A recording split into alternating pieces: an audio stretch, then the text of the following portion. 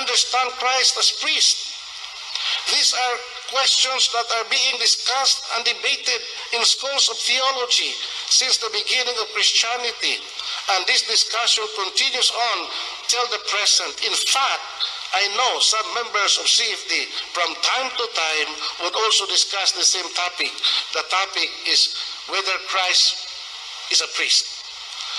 Totoo bang pari si Kristo? Paano si Kristo maging pari? Na hindi naman siya, he does not belong to the priestly tribe of Levi. Bakit naging pari si Kristo?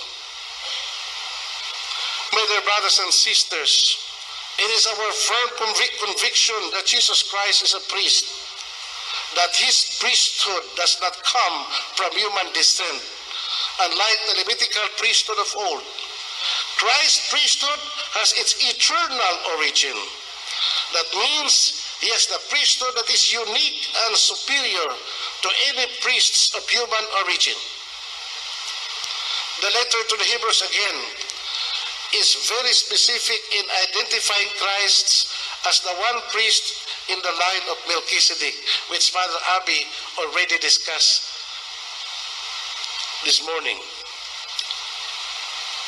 Who was Melchizedek? Melchizedek was the king of Salem and a priest of God Most High, whose ancestry or end of life is not known. You know that in Hebrew chapter 7 verse 3. He is therefore the symbol and is seen a type of Christ representing the priest that is eternal. And because Christ is the one true priest, it follows that what he offered as a sacrifice surpasses its value and effectivity compared to all animal sacrifices combined offered by all the priests in the temple of old. In fact, again, Hebrews 9:14 says, "For if the blood of goats and bulls and the sprinkling of a heifer's ashes can sanctify those who are defiled so that their flesh is cleansed, how much more will the blood of Christ cleanse our consciences from the dead works to worship to the living God?" So Christ's blood, Christ's own sacrifice, my dear brothers and sisters, is the only true sacrifice that is most pleasing to God and acceptable to God, by virtue of him who offered and by virtue of the one that is being offered.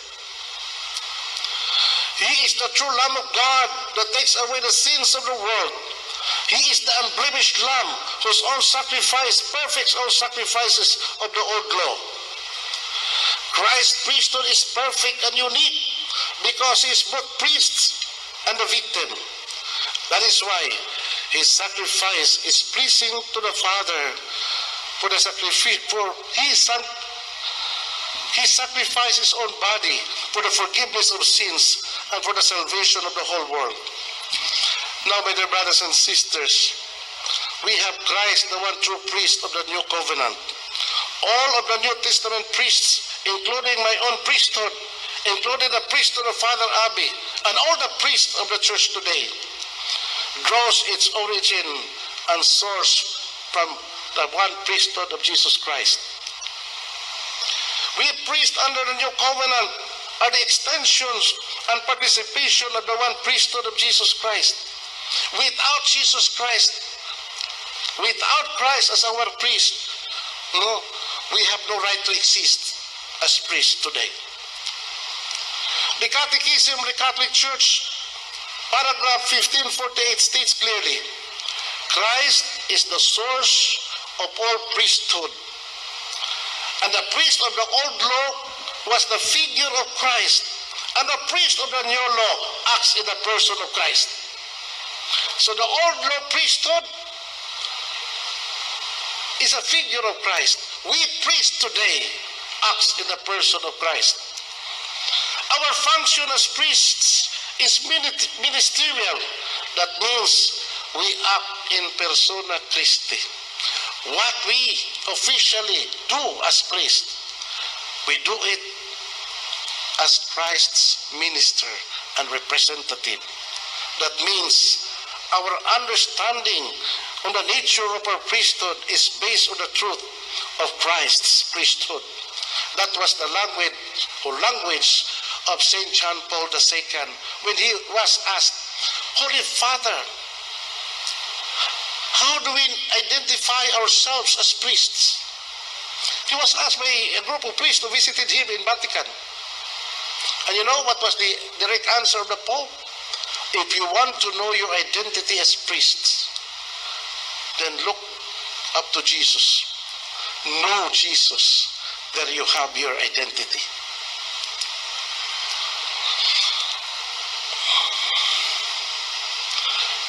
Who is Jesus Christ as priest? We must imitate, because we owe him our priestly existence.